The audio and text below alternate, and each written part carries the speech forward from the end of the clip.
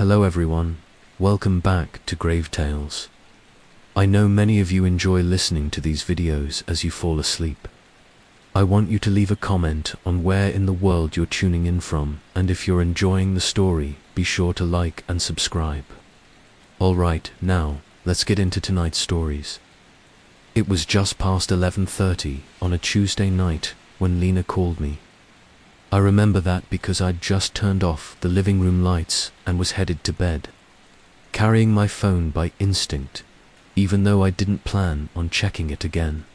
But then, it lit up in my hand with her name flashing across the screen, and something about it made my chest tighten.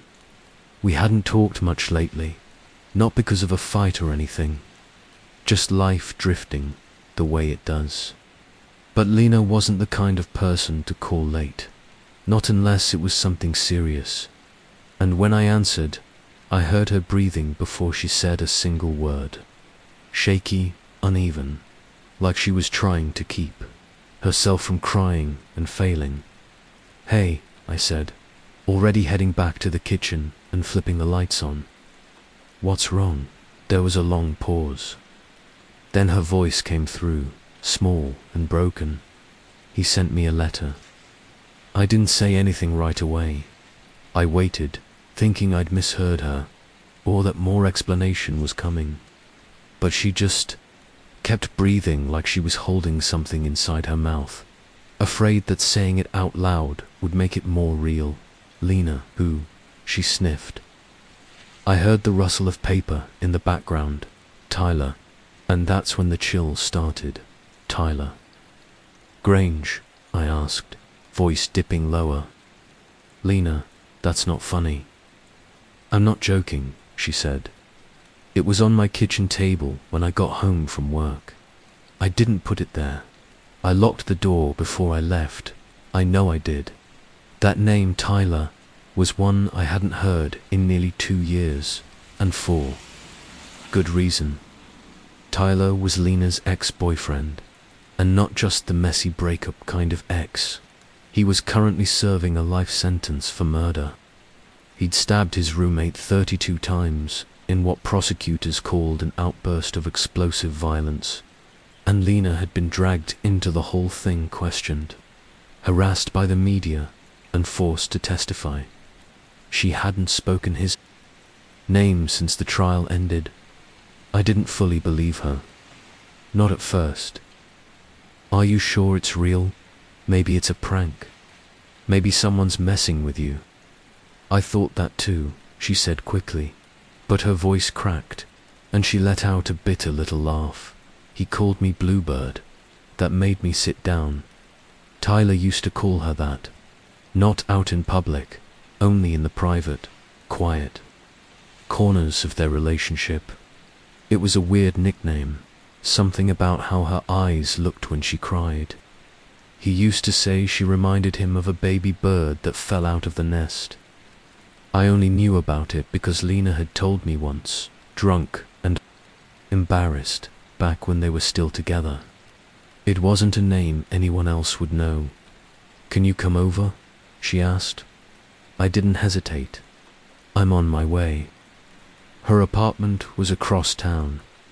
By the time I got there, it was almost midnight, and she was sitting on the front steps with her coat pulled around her, hair up in a bun like she hadn't even taken it down since work. Her eyes were red and puffy, makeup streaked down her cheeks. She held the letter out to me the moment I parked. It was just a folded piece of white printer paper, no envelope typed, neat, simple. At first glance, it didn't seem threatening, just strange.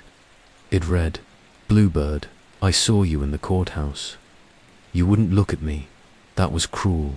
But I'm not angry. I understand now. You were scared. It's okay. You'll see me again soon. Maybe sooner than you think. I still remember the way you looked when you lied, Tyler." I read it twice, then a third time.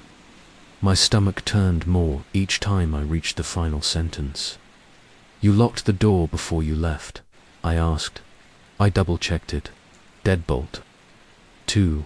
Windows are closed. Nothing's broken. Nothing was taken.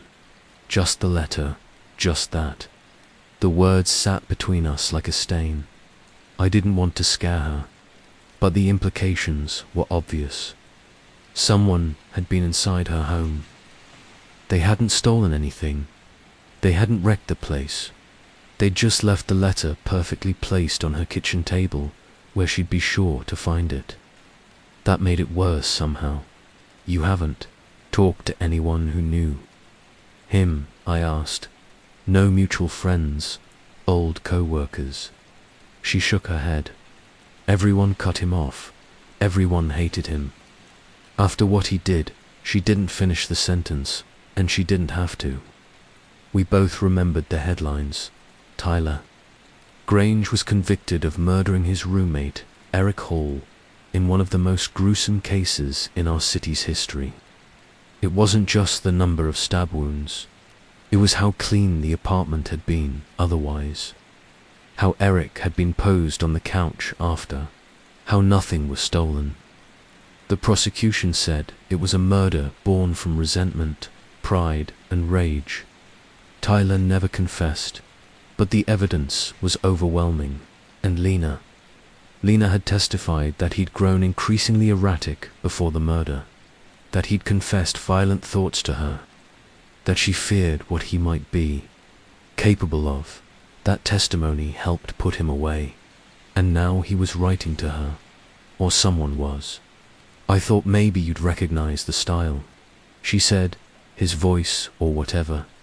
You remember how he talked, right? Nodded, even though I didn't want to. Tyler had a weird way of speaking, like he was always performing, like he'd read too many mystery novels and thought life was one, too. But that letter, it did sound like him, more than I wanted to admit. The cadence, the weird tenderness buried in menace, the way he always twisted guilt into something romantic. We're going to figure this out, I told her. You're not staying here tonight. You're coming to my place. She didn't argue. I let her shower while I triple-locked every door and window at my apartment. I kept her bag in the hallway next to mine, made her some tea. We didn't talk much that night. I think we were both waiting to wake up and find out it had all been some messed up dream. But the letter was real, and something in her expression told me she already knew this was just the beginning. And I think, deep down, I did too. I didn't sleep that night. Not really. I drifted in and out, eyes closed but brain wide awake, stuck on that damn letter. It was sitting on my kitchen counter, next to my keys, like it belonged there, like it wasn't a loaded weapon carved. In ink, Lena was asleep on the couch, wrapped up in a throw blanket, her knees tucked up to her chest like a child. She used to sleep that way when we were in college, always curled up like she was trying to hide from the world. Seeing her like that again triggered something old in me, something protective, but underneath it was something colder, heavier. A feeling I hadn't felt since the trial, and that meant thinking about him. Tyler Grange. The truth is, I never liked Tyler, not from the beginning. He had that charm people love to pretend is harmless, the kind that makes strangers lean in too close when he talks, the kind that hides something sharper behind the eyes.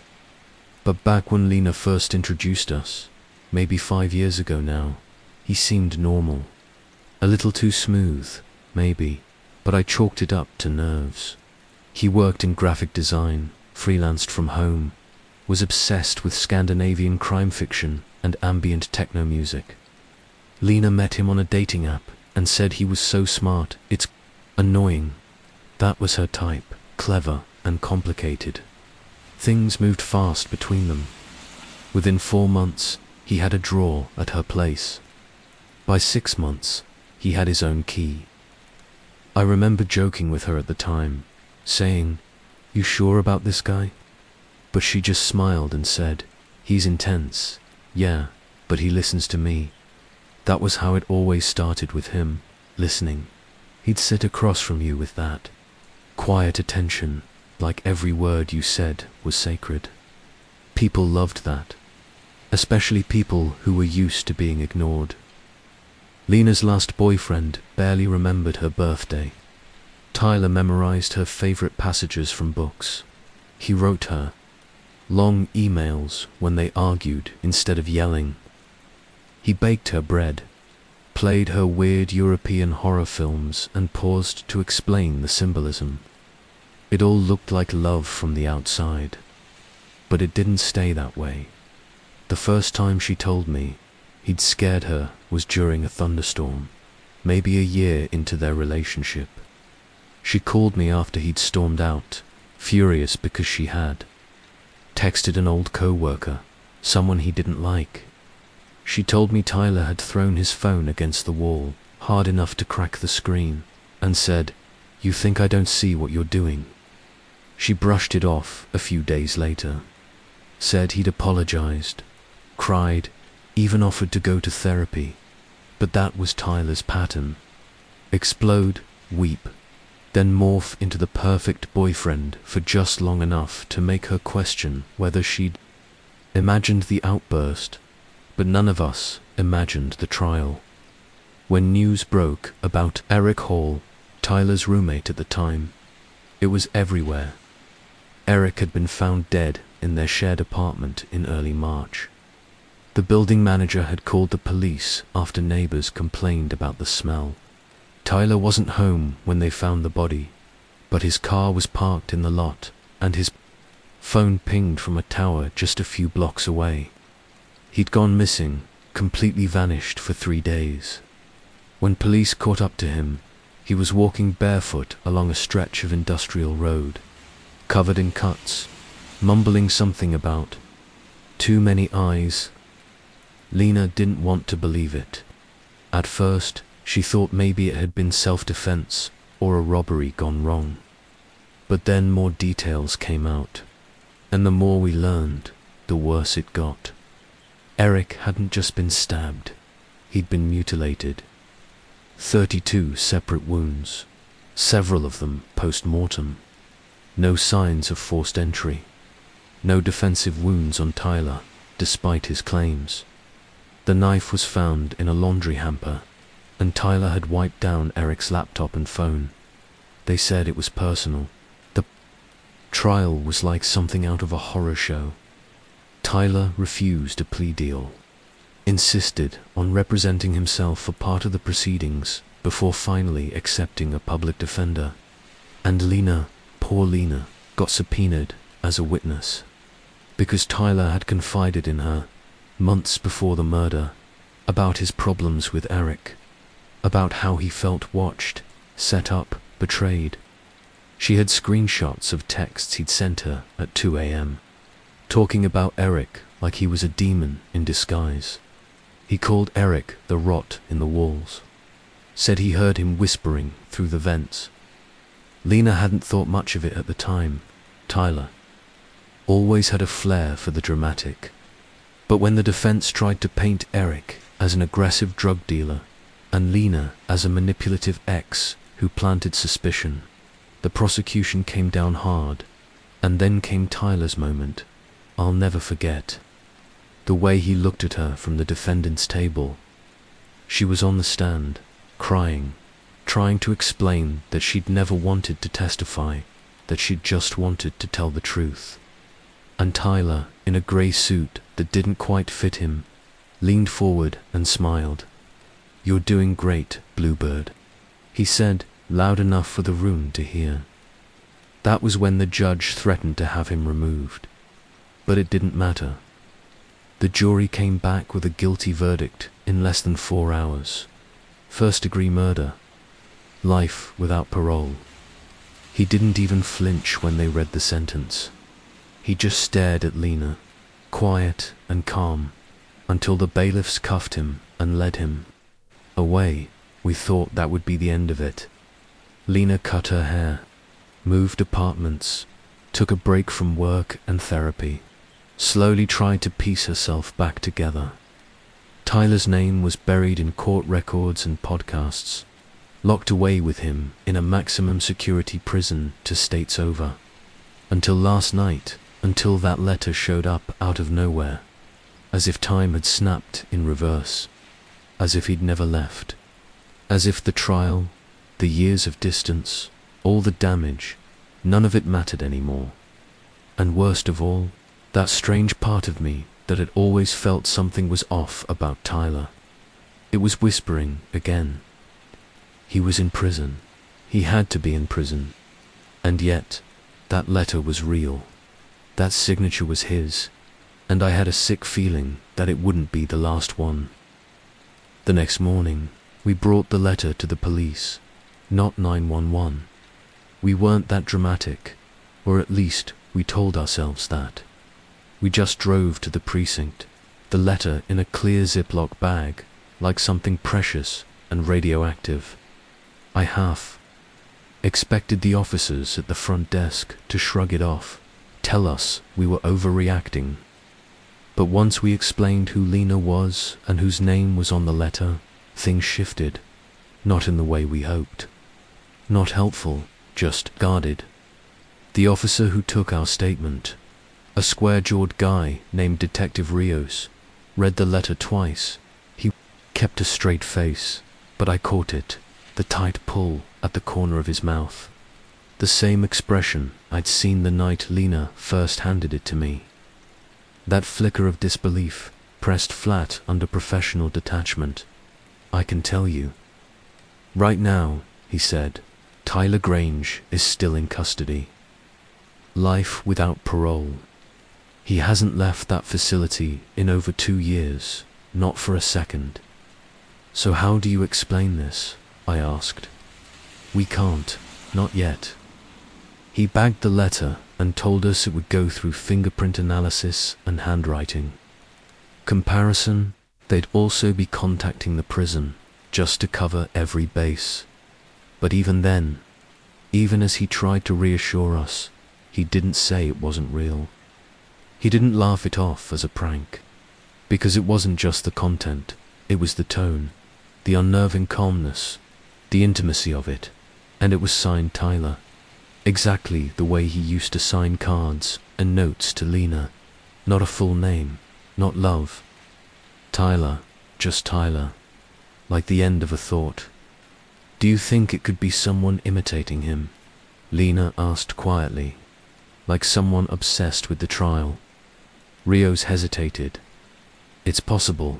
We've seen stuff like that before, especially with high-profile convictions. There's always a few people out there who think the killer was misunderstood, or innocent, or just ... interesting. But it's not public knowledge that he called her Bluebird, I said.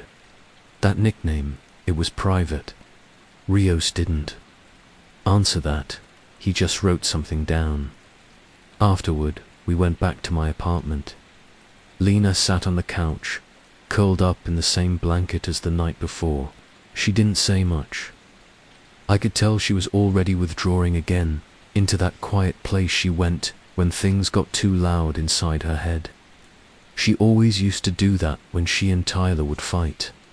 She'd fold in on herself like a piece of paper with something ugly written on it, trying to hide the words.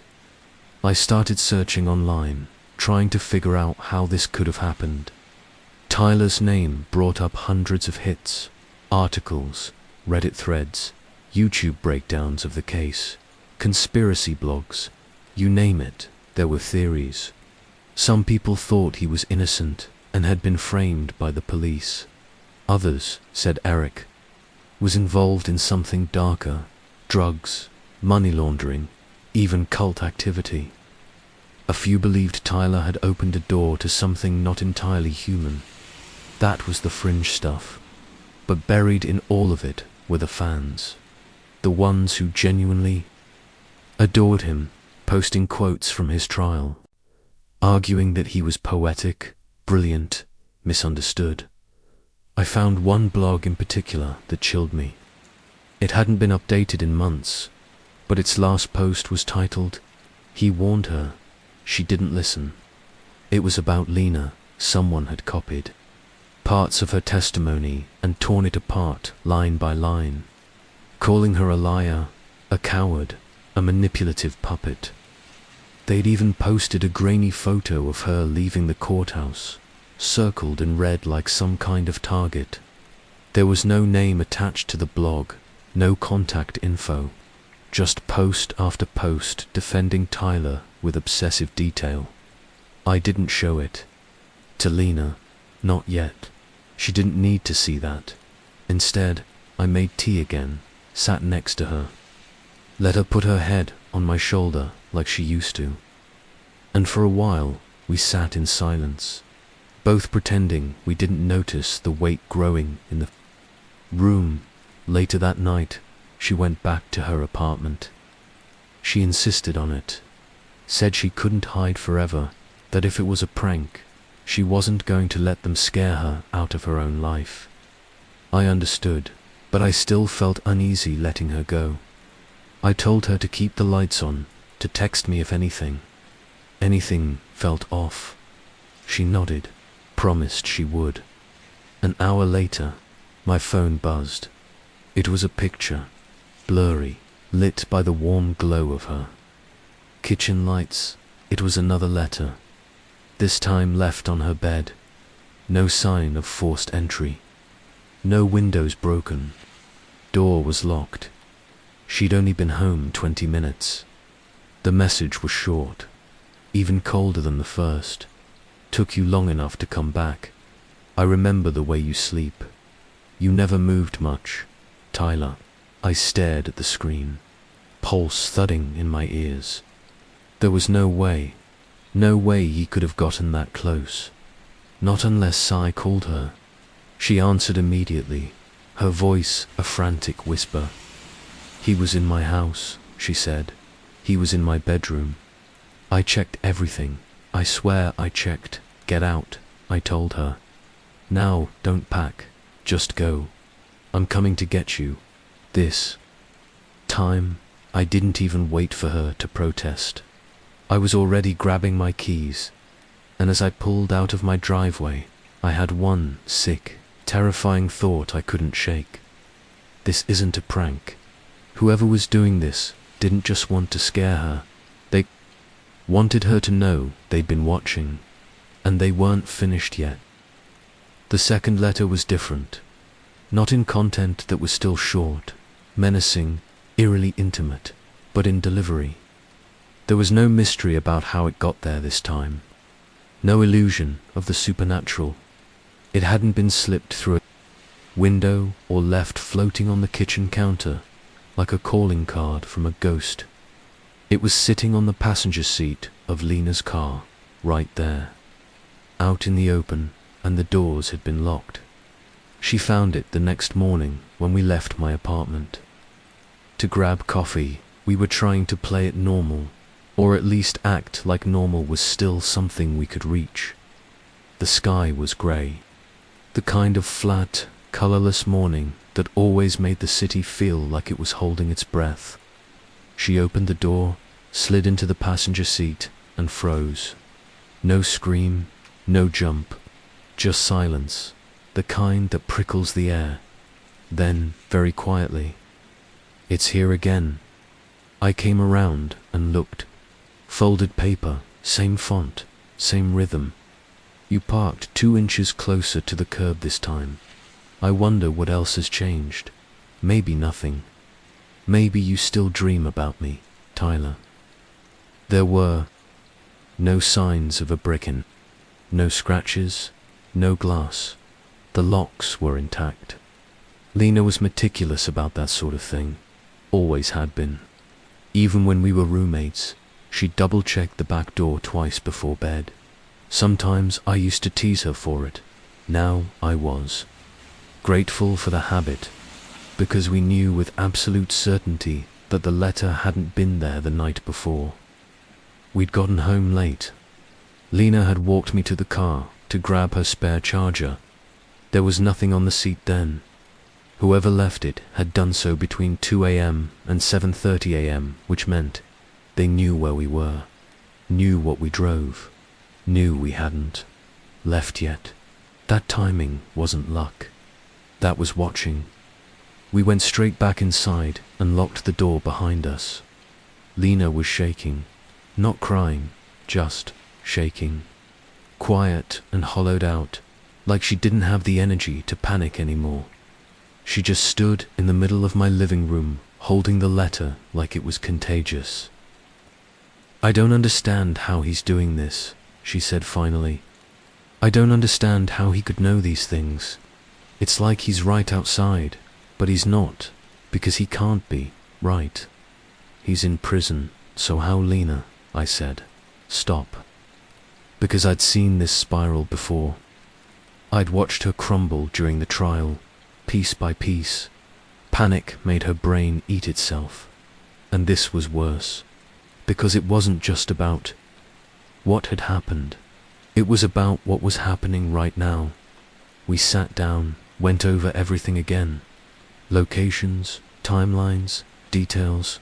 Tried to treat it like a case. Like logic could fix it. But there was no logic here. Just questions. How is he sending these? Who's delivering them? Is it him? Is it someone else? Why now? Why her? Why not stop after the trial? And worst of all, what does he want? We called Detective Rios again. He sounded tired, but not surprised. They'd confirmed Tyler was still locked up. No visitors logged in weeks. No male privileges at the moment, due to disciplinary issues. According to the prison's records, Tyler hadn't spoken to anyone on the outside since his mother died a year ago. "We're looking into a few other leads," Rio said vaguely. "Don't panic. Keep your doors locked. If anything else shows up, call us right away." He said it like we were dealing with a minor nuisance, a vandal or a prank caller. But that's not what this was. This wasn't someone throwing eggs at a house or teepeeing trees. This was invasion, and I couldn't shake the feeling that Lena wasn't the only target. Not really. Later that night, we tried to watch something stupid on Netflix. One of those reality shows where people bake cakes shaped like everyday objects. It didn't help. Lena kept glancing toward the window like she expected to see a silhouette pressed against the glass. I made sure the blinds were drawn tight. Every creak in the hallway made us jump. Around 1 a.m., she finally dozed off on the couch. I sat beside her, too wired to sleep, scrolling on my phone. I wasn't looking for anything in particular, just trying not to feel watched. Trying not to let the walls close in. And then, without meaning to, I typed Tyler's name into Google again. I don't know what I expected to find, but one of the top autocomplete suggestions this time was new. Tyler Grange, fan forum. I clicked. It took me to a message board. Not huge, maybe a few dozen active threads. But the tone was off from the start. They called him TG like he was a pop star or cult leader. Talked about the injustice, the corruption of the trial. A few of them speculated that Lena had lied on the stand, that she'd enticed him into a breakdown. One post, buried near the bottom of a thread titled "Letters Never Sent," made my blood run cold. It was from a user called Houseafash. The profile had no name, no picture. But the post was dated just 2 days before the first letter showed up. It read, "Bluebird should have kept her wings clipped. The sky remembers what she did. Soon will return what was taken. Soon the silence breaks." I stared at it for a long time. Then I took a screenshot, and I knew this wasn't just Tyler. There were others. Someone out there was listening to him, maybe even talking to him, worshipping him, carrying out his unfinished thoughts, like rituals passed down through whispers and screen names. That night, I didn't sleep, not even for a second. because somewhere out there, someone had been inside Lena's house, then her bedroom, then her car, and now, without warning, without logic, without reason, we were no longer safe, not from Tyler, not from whoever believed in him, and definitely not from what came next. By the time the fourth letter arrived, something had changed in Lena's face. It was subtle, barely noticeable if you didn't know her like I did, but I saw it. The same way I could tell when she was lying about being okay, or when her laughter was just a placeholder for something she didn't want to say. It was in the stillness, the way she looked at her phone before she picked it up, the way her shoulders didn't rise when she breathed anymore. Not fear, not exactly. Resignation. The fourth letter had been waiting for her on her windshield, neatly placed under the driver's side wiper, held down with a piece of cracked glass. It wasn't from her apartment window. It wasn't from the street. It was from a frame in her old bedroom. A picture of her and Tyler. She hadn't lived there in over a year. The letter just said, "You left the pieces behind, but I'm still whole. Do you remember the sound of broken things?" "I do." "Tyler, we called the police again. This time, they didn't even pretend to be surprised. Detective Rios showed up at my apartment in the late afternoon. His tie was loose, collar undone. He looked like he hadn't slept in days. I handed him the bagged letter, my fingers trembling against the plastic. "Any progress?" I asked. He hesitated. "We've got prints from the first letter," he said finally, "but no matches in the database. Either someone's never been printed before, or they were careful." Lena sat on the edge of the couch, arms folded round her knees. She didn't even look up. "Did you check with the prison again?" I asked. Rios nodded. "Tyler's still there. Solitary confinement, actually. Got into it with another inmate last week. So he can't be writing these." I said, "Right." Rios tilted his head like he wanted to agree, but didn't want to say the words out loud. "Officially," he said, "no, he can't." And unofficially. Rios took a slow breath, ran a hand through his thinning hair. "Look, off the record, I've seen weird stuff. I've seen guys on the inside run entire drug operations with a smuggled phone and a girlfriend on the outside. I've seen coded letters pass through lawyers, but this, the timing, the access. Whoever's doing this, they're either very close to Tyler, or..." He didn't finish the sentence, but I did. "Or they're Tyler himself. Can we get protection?" Lena asked suddenly. Her voice was soft, but steady, like she already knew the answer and just needed to hear it. "Technically, this doesn't qualify for a protective detail," Rios said. "There haven't been any threats of violence.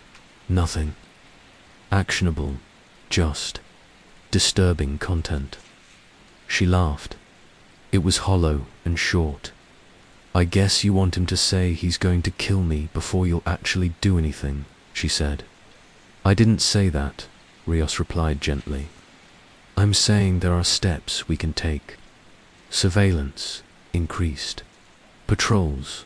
I can have someone drive by the property a few times a night. He's already been inside my house," she said, standing now. "He's already watched me sleep.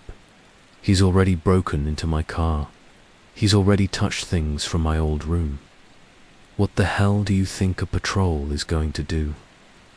Rios didn't have an answer, and honestly, I didn't either. After he left, Lena didn't say much. She just walked into the guest bedroom, shut the door, and locked it. I sat at the kitchen table for a long time, staring at the bagged letter. I didn't read it again. I didn't need to. The words were already etched into my memory, like they'd been carved into the back of my teeth. Every letter had the same rhythm, that cold, gentle erosion of sanity disguised as poetry, and Tyler's voice, It was still in them, even though it shouldn't have been. The next day, I tried calling the prison myself. Pretended I was a freelance journalist working on a follow-up piece about Tyler's case. The woman who answered didn't give me much. She confirmed what we already knew. Tyler Grange was currently housed in Black Ridge Correctional Facility. Maximum security, cell block D, solitary confinement, no visitors, no calls, no outgoing mail privileges for the past 3 weeks. When I asked if he'd had any contact with lawyers, she paused. "I'm not supposed to disclose that." "Look, this is serious," I said. "We think he's communicating with someone. On the outside, there've been letters, very specific ones." She didn't respond right away. Then, in a quieter voice, "He had a lawyer visit about a month ago. Didn't file anything, just talked. It was weird how Guy wasn't. His regular attorney used a temp ID, and when he left, the logbook said he didn't take anything with him. But the co on shift said he saw him carrying a thick envelope. Name, fake," she said. "We're looking into it, but nothing's come back." Fake, name, mysterious lawyer, envelope. That was it. That's how he was doing it. He didn't need to be out here physically. He just needed someone willing to be his hands, his eyes. Someone who thought of him not as a killer, but as a prophet, a genius, a victim. And if someone like that was loose out here, we were screwed. That night, I set up a camera, just a basic motion sensor one from the electronics store down the street. I didn't even tell Lena. I knew if I did, she'd just shake her head and say it wouldn't matter, that it wouldn't catch anything, that whoever was doing this was smarter than we were, but I had to try. I pointed it at the driveway, set it to alert me if anything moved between midnight and 6 a.m. Then I sat up all night, watching the feed on my phone, staring into grainy black and white dot at 3:47 a.m. The camera clicked. I scrambled to open the alert. The screen flickered. For a split second, I saw movement, just enough to freeze my blood. A shadow moving past the edge of the camera frame. Tall, slow, deliberate. Just the hint of a figure. A hood, maybe. No face, no features. Just motion. Then it was gone. I played it back 10 times. It wasn't a cat. It wasn't wind. It was someone. Someone standing on my property, watching, waiting. I didn't tell Lena. I just printed the still image, quietly loaded it into an envelope, and mailed it to Detective Rios, because now I knew the police weren't going to save us, and whoever this was, they weren't going to stop. I'd never thought of Tyler Grange as the kind of person who could inspire loyalty. Fear, maybe. Curiosity. A sort of sick fascination. But after the trial, he was supposed to disappear, fade into the folds of a prison jumpsuit, forgotten. By time and the public eye, like every other monster we choose not to remember. But that wasn't what happened. Instead, he'd become a myth. It started as curiosity. I wanted to know where that blog post had come from. The one that mentioned Lena by nickname. The one signed by Hasafash. So I went back to the forum I found earlier. The one I hadn't shown Lena yet. I started reading everything. Digging. It was worse than I imagined. It wasn't just one thread or one obsessive poster. There were dozens of them. People who had followed Tyler's case from the beginning. People who genuinely believed he'd been wronged. Some of them claimed to be friends of his from school. Others said they'd written to him in prison and received cryptic, beautiful responses. A few even referred to him as the architect. That's what stopped me cold. The architect art, it was a nickname used consistently across posts. People wrote about him like he'd seen the truth, like he'd revealed something no one else dared to see. Some of them thought the murder he was convicted for, Eric Hall, wasn't just a killing. They called it the correction. They called it the first rendering. They talked about it like a ritual. They weren't just defending him, they were worshipping him. One thread, locked due to graphic content, claimed Tyler had left behind a manuscript, a kind of philosophical manifesto passed covertly to a visitor during a legal consult. It had a title, allegedly, The Gospel of Unmaking.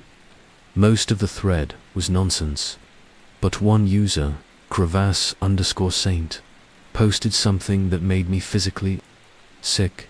It was a long paragraph, just a wall of words. No punctuation, just one feverish sentence after another. But about halfway through, it said this: they thought they could contain him in concrete, but thought isn't bound by walls, and those who understand his blueprints know how to build outside the cage. It's just math, it's always been math and memory and blood. He gave her the map, and now we just wait, we watch, we return it to her in pieces. She made her choice, she said the lie, she buried the page, but we know where she left it, we know, and we will bring it back piece by piece, piece by piece, piece by piece by piece. I read that line over and over again. She made her choice. She said the lie. She buried the page. It was about Lena. It had to be, and I didn't know what the page was. Not yet, but I knew enough to understand something bigger was happening. Something that wasn't just about revenge or obsession or even admiration. This was ritualistic. This was organized. I went back to the user House of Fash, tried to trace them through usernames, comments, even IP address breadcrumbs on other sites. Nothing, whoever they were. They were smart, clean, deliberate. But I did find one connection. They were linked to a subreddit that had been banned 6 months ago for violating community safety standards. The name of the group, Our Architect of Fruther, posts had been archived, but a few were saved by obsessed Redditors in backup forums. I spent hours reading through them, and all of it echoed the same rhetoric. Tyler wasn't just a man. He was a seer, a designer, someone who understood what memory really is, someone who saw the patterns behind the world, the cracks between people, and learned how to reshape them. They didn't just believe he was innocent, they believed he was right. Some even hinted that Lena was the final design. That chilled me to the core, because that meant they weren't just targeting her because she testified. They were targeting her because they thought she was a keystone in whatever sick theology Tyler had written into their heads. I tried to confront Lena about it. I didn't want to scare her more, but she needed to know the scope. That it wasn't just one person behind this. It was a network.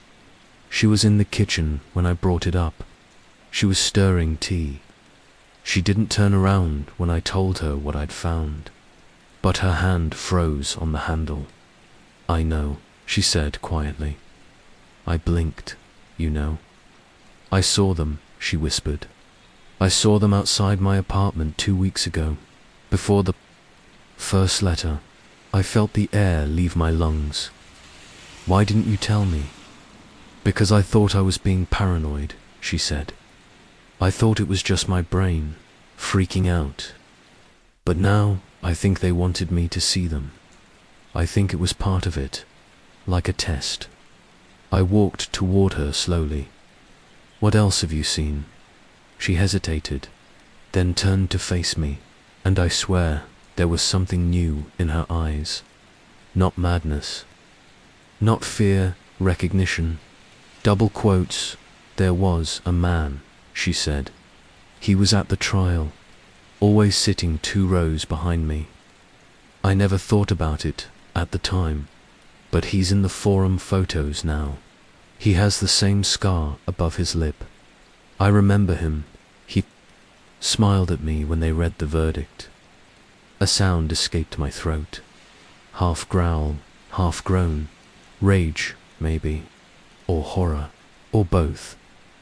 I think they've always been around, she said. I just didn't realize what they were.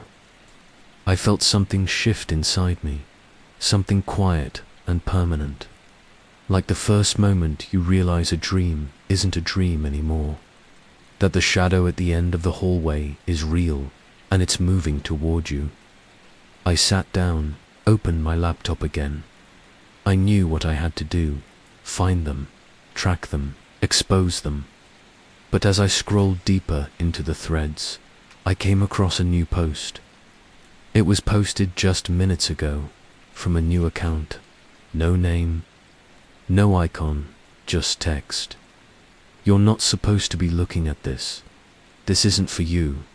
You were just the messenger. But now you've made yourself part of the story. Check your mailbox. T. I froze. It was addressed to me, not Lena me. I stood up so fast I knocked the chair over, ran outside. The sun was barely up. The street was empty. Quiet. I sprinted barefoot to my mailbox. Fumbled the lock open with shaking hands. And there it was. A small white envelope, my name typed cleanly across the front. Inside, a single sheet of paper. Typed, "You think you're helping her, but you're not.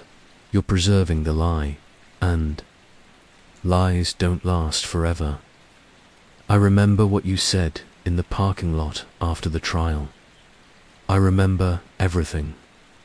Tyler, I staggered backward, because I had said something in the parking lot after the trial to myself, barely above a whisper, a single sentence I'd never repeated aloud. Not to Lena, not to anyone, just for words. He looked relieved. Tyler hadn't looked angry when the verdict came down. He looked like something he'd been waiting for had finally started. And now, years later, I was beginning to understand why. The mirror was the first thing that made me question whether we were still alone in my apartment. It was a small one. Nothing fancy, just a cheap rectangle I kept on the back of the bathroom door. I'd had it for years. I never touched it, never needed to. It hung there, motionless, like it always had.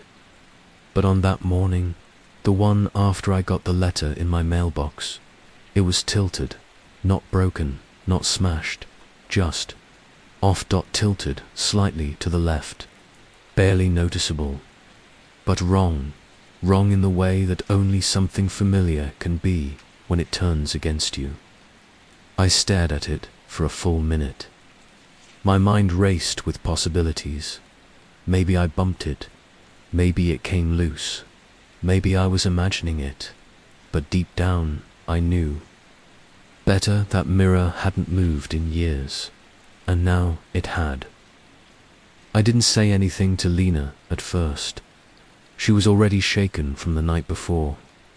We'd stayed up late, locking windows, double-checking the front door, trying to ignore the creeping sensation that something was incomplete in the air around us, that something had been altered. But then other things started happening, subtle things, barely noticeable, but undeniable once you started paying attention.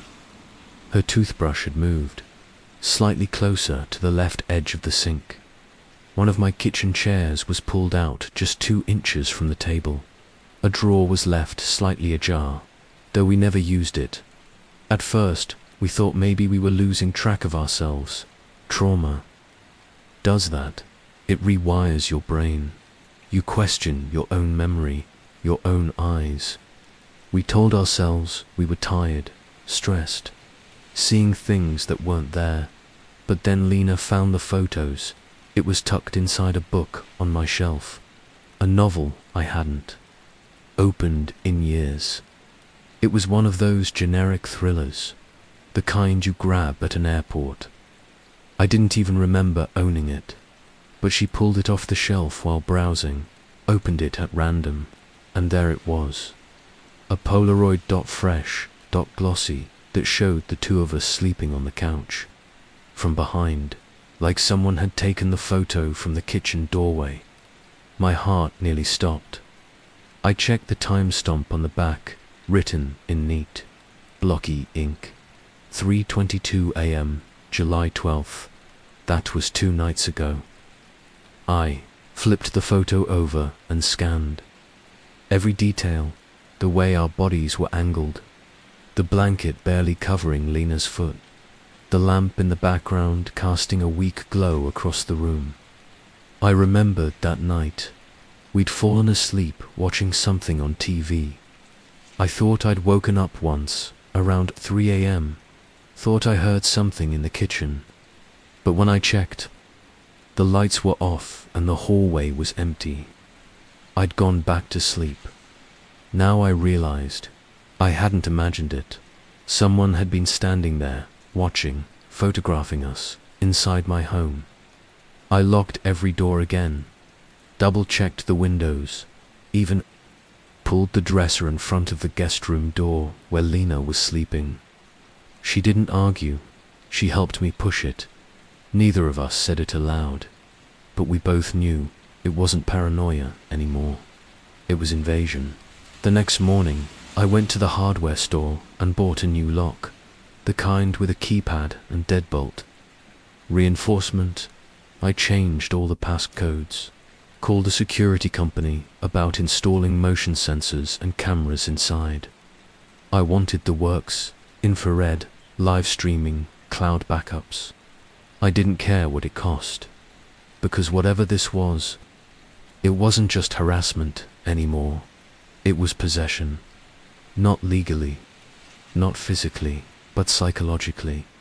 Whoever was doing this, whether it was one person or 10, they weren't trying to scare us into hiding. They were trying to convince us we already had, that our space wasn't ours anymore, that they could be here whenever they wanted. That night, Lena refused to sleep. She sat by the front door, baseball bat in hand, face pale and fixed like she was waiting for something to knock. I stayed up with her, pacing at 2:14 a.m. The hallway light flickered once, just once, and then, faintly, we both heard it. Click, the sound of something very small, very deliberate. We froze. It wasn't a bang.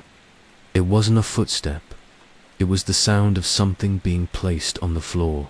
I picked up the bat from Lena's lap and moved slowly toward the hallway. Every step felt like I was moving deeper underwater. The walls seemed longer, the silence heavier. I reached a corner, turned and stopped. There, in the middle of the hallway, was another envelope, unsealed, sitting like it had always belonged there. No footsteps, no sign of forced entry, nothing on the camera feed, but somehow it was just there. I crouched and opened it. Inside was a single photo. This one showed the inside of the bathroom. The mirror, the same one that had been tilted, only now in the photo. There was something else, a word written on the glass in fog. Remember. I dropped the photo, ran to the bathroom. Nothing. The mirror was dry. No writing, just my reflection. Pale, stricken, trembling. But I remembered the tilt, the slow descent, the way it had moved on its own. I stood there, staring at the reflection until Lena came up behind me and said, "It wasn't just him." I turned. What? She stared past me, into the mirror. Not at herself. Not at me. At something else. "I mean, it wasn't just Tyler," she said. "During the trial, I never told anyone this, but I started seeing things. After, not before. Not when I was with him, after he was gone. What things? I asked. I'd find words written in steam, sometimes symbols. I thought it was just trauma, just grief, but now I think it started before the letters. What started?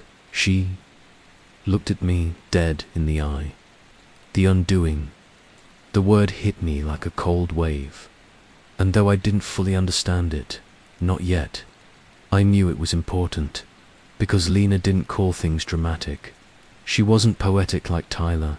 She didn't throw around phrases like the undoing, but now she'd said it with certainty, and somehow I knew she was right. This wasn't about obsession or revenge or even memory. It was about erasure. Something was trying to unmake her piece by piece, and I didn't know how to stop it, only that it had already begun. Lena didn't speak again for the rest of that night. Not after the mirror, not after the photo, not even when we finally collapsed on opposite ends of the couch, sleep overtaking us like anesthesia. Her face was unreadable. And when I woke up, the next morning, I found her standing barefoot in the backyard, staring at the dirt like it had said something to her in a dream. I stepped outside quietly. She didn't turn to look at me. "Do you remember that place I used to live with him?" she asked. I nodded slowly. The apartment by Ashburn Lake. No, before that. The basement unit. The one with the orange carpet. I blinked. "You mean the one you stayed in for like 2 weeks?" She nodded. I buried something behind it. There was a stillness between us, like the air didn't want to carry what came next. "Buried what?" I asked. She finally turned. Her eyes weren't full of fear anymore. They were full of shame. "I found something," she said, "back then. Before the murder, before the trial, a page. Just one. He left it in his notebook. I think he wanted me to see it." "What did it say?" "I don't remember all of it. Just the way it made me feel. Sick. Not violent, not directly. It wasn't a threat. It was instructional, like a set of directions. But for what, I couldn't tell. There were symbols and lines, like a map, but not a real one. Like it was meant for somewhere in the mind." She shivered. I panicked. I didn't want it to exist anymore. I didn't want to have seen it. So I tore it out of the notebook, wrapped it in plastic, and buried it behind the foundation wall. I thought if it was gone, then maybe the part of him that wrote it would go away too. I swallowed. "Do you remember what it was called? The page?" She looked down then, softly. The unmaking of memory. I felt something cold slide down my spine. That wasn't a coincidence. That was what this was about. The photos, the letters, the strange posts, the forum messages, repeating phrases like she said the lie, and she buried the page. They weren't speaking metaphorically. They meant literally. They'd known about it, or worse. He had told them, even locked away. He'd remembered. "You think they're looking for it?" I asked. "I think they already found it." We drove to the old building later that day. It had been converted into student housing in the last year, which made it trickier. But Lena remembered a gap in the fence behind the dumpster that led to the crawl space beneath the foundation. It wasn't far from the unit she'd lived in, which still had the same rust-colored curtains in the window. We squeezed through the break in the chain link and climbed down into the shadows. The space was tight and foul, the kind of place raccoons probably died in. It smelled like wet wood and old sweat. I held my phone flashlight steady as Lena crouched near the rear wall. "There," she whispered, "the soil had been disturbed. Not recently, but not long ago either. The top layer was darker than the rest, looser. And when she dug her fingers in, she didn't find the plastic-wrapped bundle she remembered. Just a small, empty hole, dot. And at the bottom, something worse. Another envelope. This one wasn't white dot, it was black dot. Lena didn't open it. She just handed it to me like it was poison. I peeled it open, slowly. Inside was a single photograph, aged, like it had been left in the sun. It showed Lena sitting at the kitchen table, writing in a journal. A man's shadow, unmistakably. Tyler's hovered in the corner of the frame, just barely visible in the mirror behind her. She gasped. "I never saw that," she whispered. "He never showed me." On the back of the photo was a message, typed in that same cold, clean font. "You tried to forget, but forgetting is violence. Memory is the wound we deserve, and you buried mine. Now I bury yours. T." We left the crawl space in silence, not because we didn't know what to say, but because we were starting to understand what this really was. Tyler didn't want to hurt her. Not conventionally. He didn't want to kill her. He wanted her to remember. Everything she tried to push down. Everything she told the jury. Everything she left out. He wanted it back. And through his followers, his witnesses, he was reconstructing the past, one fragment at a time. But it wasn't just about Lena anymore, because as we drove away, I got a notification on my phone. The camera feed, motion detected. I opened the app. The living room was empty, but on the wall, the bare white wall above the couch, something new had been written in red. A single sentence, still wet, still dripping. "There's a page you buried too." After the war writing, I started seeing faces, not hallucinations, not the ghostly, shadowy flickers I expected after so many sleepless nights, but people, real people, in crowds, on sidewalks, behind counters, watching me. The first was the man in the convenience store. It was just after 2 a.m. I'd run out to grab batteries for the camera remotes and a can of Red Bull to keep myself from passing out. Lena was asleep, finally curled into the couch with a knife under her pillow, her breathing shallow and twitchy. I went to the 24-hour place on Elmsford. I'd been there 100 times, but this time the guy behind the counter didn't look familiar. Middle-aged, clean-shaven, wore thick glasses and a grey hoodie with the drawstrings pulled tight. Nothing unusual at first glance, but when I handed him the Red Bull, he paused just for a second and said, "You should have burned it instead." My blood went cold. "What? The page?" he said. "It would have been cleaner." He rang up the items like he hadn't said anything strange, like we were discussing weather or lottery numbers. I stood there, stunned, mouth dry. "Do I know you?" I asked. He smiled the kind of smile that says, "I know exactly who you are. You're in it now," he said. "You know that, right?" Then he handed me the bag and turned away.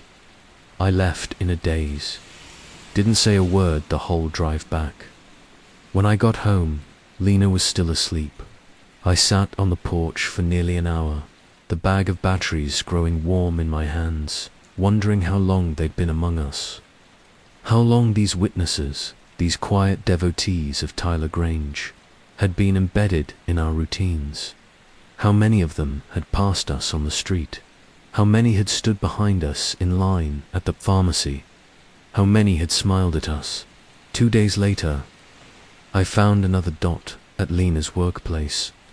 She'd gone back for the first time in weeks, not because she wanted to, but because she said she needed to feel real again. She worked at a small interior design studio downtown, one of those trendy, places with too much natural light and furniture you weren't supposed to sit on. I agreed to meet her for lunch nearby. Give her a bit of space, but stay close, just in case. I waited at a cafe across the street, watched the door, and then I saw him. A man, tall, thin, tan suit, standing across the lobby inside Lena's building. At first I thought he was a client, but then he stepped out of view and reappeared again a few seconds later. Then again, always in the same spot, always glancing out the window toward me on the third pass. I saw his lapel pin. It was small, almost unnoticeable, but it was a circle. Inside the circle was a symbol, a blueprint, or what looked like one. 3 overlapping squares intersected by diagonal lines, with a dot in the center dot. I recognized it instantly. I'd seen it in the forum screenshots, the Reddit backups, the deep threads. They called it the Eye of the Architect. It wasn't just a logo, it was their mark, their faith. I stood, walked across the street. By the time I reached the lobby, he was gone, but something new was waiting in the vestibule taped to the glass. From the inside, a post-it note, handwritten, one word, witness. I ripped it down and left before Lena saw it. I didn't tell her. Not yet. Not until the next one appeared. This time it came in the form of a phone call, a blocked number. Voice distorted, no greeting, no questions, just a recitation. Witnesses, do not intervene. Witnesses, do not protect. Witnesses, observe. You were always meant to watch, not to interfere, not to remember, but you tried. Now we watch you. Click. Silence. I felt something shift in my stomach. Not a lurch, not a drop, more like a rearrangement. Like my insides had been gently picked up and placed. Back wrong, because now it was clear. They weren't trying to kill us. They were studying us, recording us, mapping our reactions. Every fear, every tear, every moment of suspicion was being marked, catalogued as if we were specimens in an experiment. And I realized something even worse. It wasn't just Lena they were watching. It was me, too, because I'd gotten involved. I'd inserted myself into the narrative. They didn't see me as a friend or an ally or even a liability. They saw me as the next witness, a recruit. That night, Lena found something new in her coat pocket. A business card, no name, just a phone number. And that same circular blueprint symbol, embossed in faint grey ink.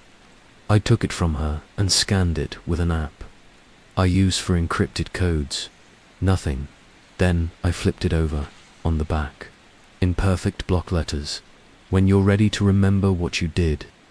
Lena didn't cry. She just sat on the edge of the bed and stared at the card like it was a key to a door she'd already walked through once. I sat next to her, touched her hand. Is there something you haven't told me? I asked. Her silence was an answer, and when she finally spoke, it wasn't to confess, not exactly. It was to ask a question of her own, one that made my skin crawl. What if we didn't convict him for the right thing? I stared at her for a long time after she said it. What if we didn't convict him for the right thing? The words felt wrong in her mouth, like they didn't belong to her, like she was reading them from a script she didn't remember agreeing to perform. I sat still and waited. Eventually, she looked up at me, her eyes glassy but not crying. I remember things, she whispered, but only partly. Not like full memories, just flashes, sounds, images, things I know happened but I can't place in time. I didn't speak. I didn't want to interrupt her. I felt like we were standing on the edge of something fragile. some long-buried truth finally breaking the surface. The night before Eric died, she said, Tyler was .com, not angry, not upset, just focused, like something had clicked for him. He told me he figured it out, that he finally knew how to prove it. I asked him what he meant. He said. She trailed off. Said what? She looked at me. They won't believe the blueprint until it has blood on it. My stomach twisted. Eric Hall, the boy Tyler was convicted of murdering, had been a TA in their college, philosophy department, quiet, unremarkable. According to the trial transcripts, he had barely interacted with Tyler outside of a few awkward class discussions. The prosecution called it a crime of frustration. An outburst. They said Tyler had targeted Eric because of some academic grievance, something petty that spiraled into violence. Lena had testified that he'd grown erratic in the weeks prior, that he talked in riddles, that he became obsessed with fractals of memory and violence as geometry. It had always sounded like the classic unspooling of a disturbed mind. But now I wasn't sure he snapped at all. What if the murder hadn't been chaos? What if it had been structured? A deliberate act designed to create something. Do you think Eric was random? I asked. Lena shook her head. I think Eric had something, or knew something. Or maybe Tyler gave him something. A fragment. A piece of that twisted system he was building, and then took it back. Yes, she said softly, like Eric was just the first draft, the first drawing, the first test. I remembered the phrase from the forums, the correction. They didn't call it a murder. They called it a necessary rendering. Then Lena said something that made the blood drain from my face. There was another page. I stared at her. What? Not the one I buried. Not the one they found. Another one. He gave it to me. Said it was for me. Just. Handed it over the day before he was arrested. I never looked at it. I was too scared. I thought if I saw what was inside, I'd never come back from it. So I sealed it, wrapped it in tape, hid it. Where? She didn't answer right away. Instead, she stood and crossed the room, bent down in front of the old trunk at the foot of the bed, the one I'd helped her carry when she first moved in, the one she'd never opened since. She pulled out a small manila envelope, perfectly sealed, with duct tape around every edge. She held it like it was radioactive. It's been in here since before the trial, she said. He told me not to open it until I was ready to remember. My pulse roared. In my ears, Lena. You think this is why they're coming after you? No, she said. I think this is why they stopped coming sooner. I swallowed. What do you mean? I think they already got what they needed from the first page. The one I buried. But this one, this is the anchor. This is the piece they were waiting for. The one they can't access unless I do. My mouth was dry. I didn't want her to open it, but I knew she would. She peeled the tape away, slowly, gently, like opening. The envelope to fast might rupture something unseen in the room. Inside was a single sheet of paper, folded into thirds. She pulled it out, unfolded it, and her face turned. White dot. I took it from her hands, and read it wasn't a letter. It wasn't a diagram. It was a script, a set of instructions, almost like a ritual. There were no threats, no confessions, just commands. It described an event, a sequence of actions to be followed with exact precision. Certain phrases had to be spoken aloud. Certain memories had to be written down in specific order. There were drawings, loops, recursive spirals, the kind of shapes that seem simple at first, but the more you look, the more you realize they don't make sense in 3 dimensions. At the top of the page was a single phrase: to restore the original memory, follow the schema, bleed if you have to. I dropped the page. What the hell is this? Lena didn't answer. Her eyes were locked on the wall behind me. I turned. There, etched in the frost of the window, was a message. Even though it hadn't rained, even though no one had touched the glass. You opened it. The lights flickered. My phone buzzed. Another notification from the camera feed. This time, a clip. I opened it. The front porch, empty. Then frame by frame, a man in a hooded sweatshirt stepped into view, looked directly into the camera, held something up. It was another page. Then he leaned in, pressed it to the lens, and we saw what was written. The trial was never the end. It was the blueprint, and she was the witness. Then he stepped back and smiled. Tyler's smile, somehow, impossibly, exactly the same. The moment Lena opened that envelope, something changed. Not just around us, but inside her. She started to remember things she had no right to recall, things I knew couldn't be true. At least, not the way her mind was now replaying them. At first it was small details. A glance she didn't think she'd taken. A phrase she hadn't spoken aloud.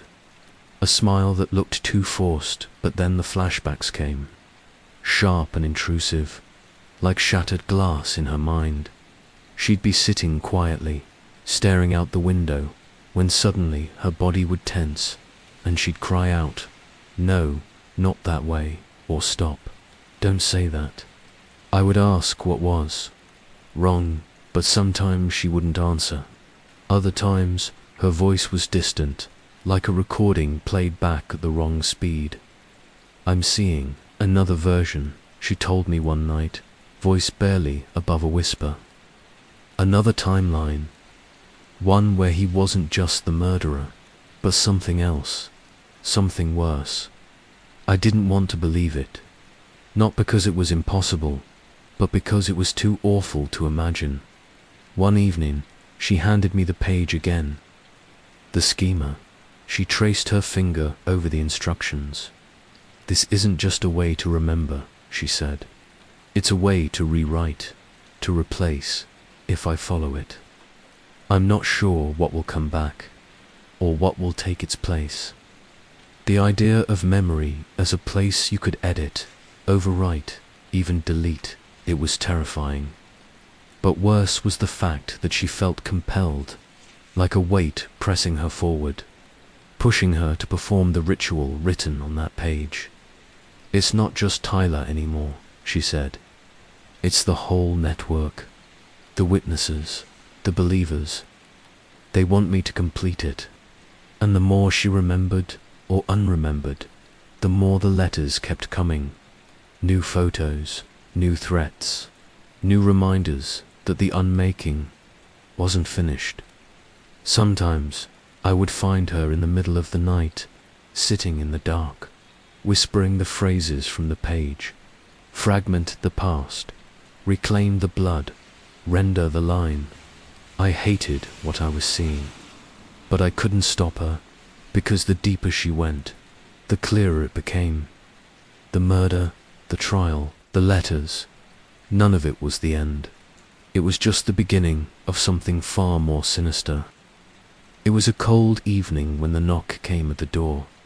I was alone with Lena.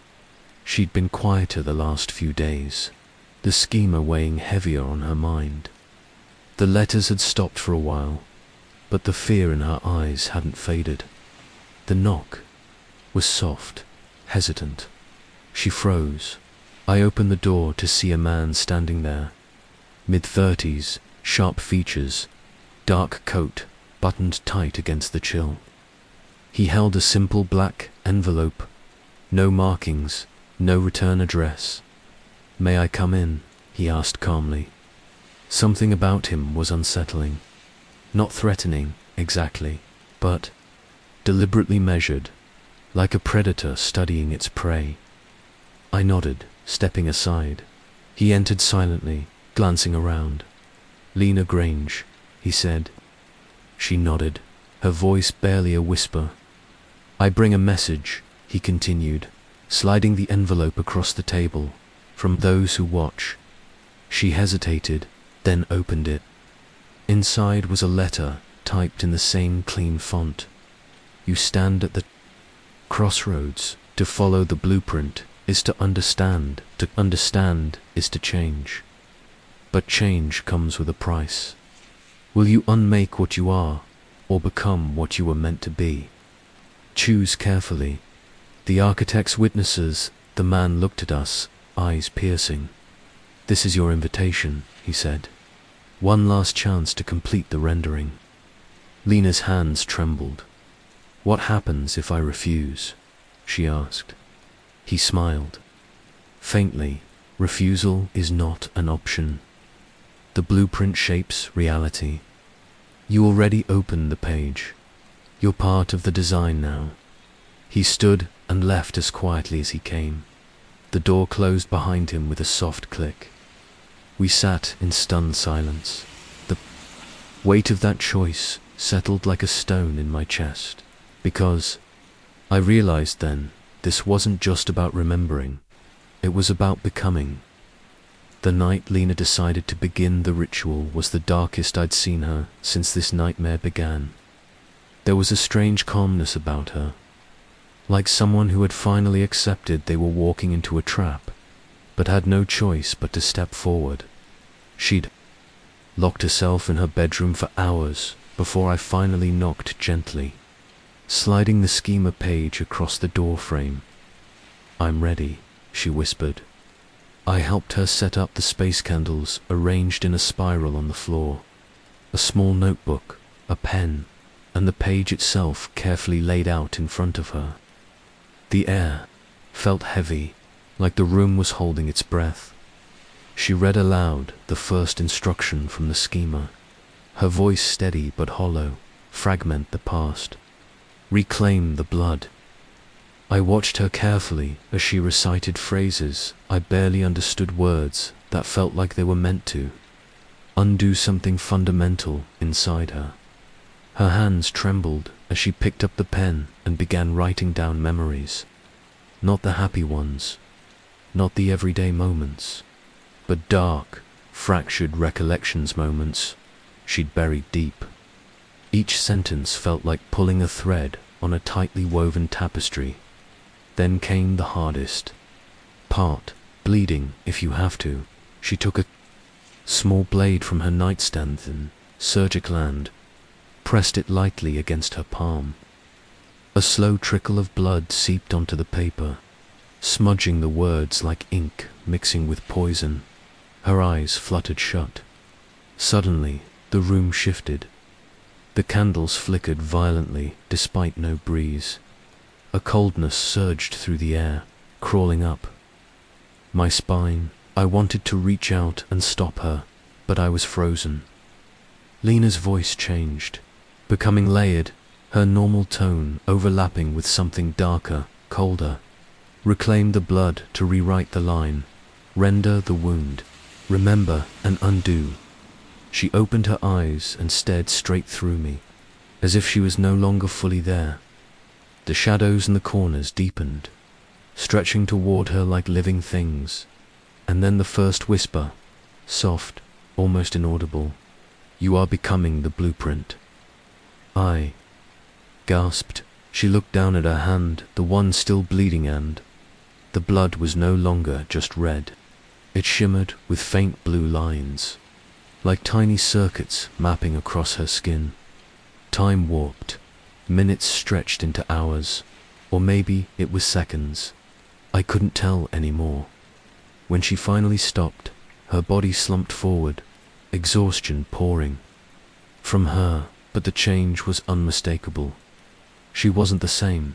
Her memories were different, more vivid, but fragmented, like watching a movie with missing frames. Her voice carried a strange echo, as if it belonged to someone else. And through it all, the letters stopped. The threats stopped. For a while, silence settled. But deep inside, I knew the silence wasn't peace. It was the calm before the next storm. Because Lena had taken the first step, and there was no turning back. The days after Lena's first step felt like living inside a nightmare refracted through broken glass. The world around us cracked and splintered, and I wasn't sure which shards were real anymore. She was changing, not just in mood or behavior, but physically, subtly at first. A twitch in her eye, a hesitation in her voice. But then the differences grew deeper, more unsettling. She began avoiding mirrors. "I don't want to see what's inside anymore," she told me one morning, voice hollow. I tried to coax her, to help her face whatever this was, but she shut me out. Locked her bedroom door, drew the curtains tight. It was like she was trying to hide from herself, but hiding wasn't possible. One evening, I heard her talking in the dark, soft murmurs, layered voices overlapping, repeating phrases from the schema. I knocked, no answer. I called her name. Nothing, growing frantic. I pushed open the door. The room was empty, the bed untouched. She was gone. I searched the apartment, every closet, every corner, but she wasn't anywhere. Only the mirror in the hallway held a clue. It was shattered, not cracked, not broken in the usual way, shattered into dozens of perfect geometric shapes, like a kaleidoscope frozen in time. The shards were still on the wall, held by the frame, but their reflections were wrong. Each shard showed a different version of Lena. Some were smiling, some crying, some screaming silently. One showed a version of her with blue lines glowing under her skin, the same as after the ritual. Another showed her face twisted into a mask of calm calculation, and in one shard, the smallest, most cracked one, I saw a figure standing behind her, shadow with Tyler's face. I reached out to touch the glass. The shards rippled like water. My reflection distorted and multiplied, and then I heard it. A voice, hers. Not hers, something else. I am the blueprint. I am the witness. I am the fracture. I staggered back, heart pounding. Then my phone buzzed. A message from an unknown number. "She is no longer whole, neither are you. Follow the schema, complete." The rendering, days turned into nights without rest. Lena reappeared, but she was fractured sometimes. She was herself. Other times, she was distant, speaking in riddles, referencing memories that weren't hers. I caught her staring at her. Reflection, whispering. The mirror lies. The memory fractures. But the blueprint endures. Sleep became impossible. Every reflection in every window, every puddle, every shiny surface felt like a threat, like a portal to the fracturing inside her mind and mine. I realized then that the schema wasn't just rewriting her memories, it was splitting her identity, creating multiple versions, echoes, shadows of who she was. And those echoes weren't benign. They were becoming something else, something darker, something that wasn't content to stay trapped behind glass. One night, I woke to the sound of whispering dot coming from the hallway mirror. I crept closer. The shards shimmered and moved, and through the fractured reflections, I saw her, or them, or it. A dozen versions of Lena, all watching me, and in the darkest corner of the mirror, Tyler smiled. The air in the apartment had grown thick with dread, as if the very walls were holding their breath. After the fracturing of Lena's reflection, nothing was the same. She wasn't just split, she was dissolving, slipping away piece by piece into something we couldn't understand. One evening, I found her standing in front of the shattered hallway mirror again. The shards pulsed faintly, glowing with that unnatural blue light beneath her skin. She was whispering the schema, the words looping endlessly. I am the blueprint. I am the witness. I am the fracture. Her voice fractured and layered, overlapping, with other versions of her voice, some calm, some angry, some pleading. The room seemed to distort around her, the shadows thickening into shapes I couldn't name. I tried to reach her, to pull her back, but my hands passed through her like smoke. The air grew colder. The shards in the mirror shifted, reflecting versions of myself I didn't recognize. Hollow, terrified. Lost. Then the largest shard cracked open like a door.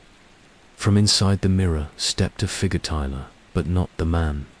We knew this was a living shadow, a twisted echo shaped by the blueprint itself.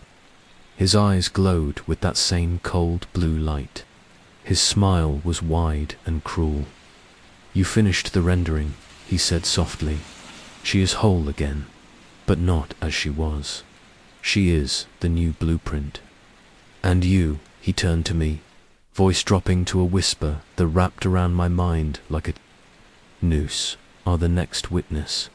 Before I could react, the mirror shards dissolved into mist, swallowing him and Lena with it. I was left alone in the darkened hallway, the mirror frame empty and silent.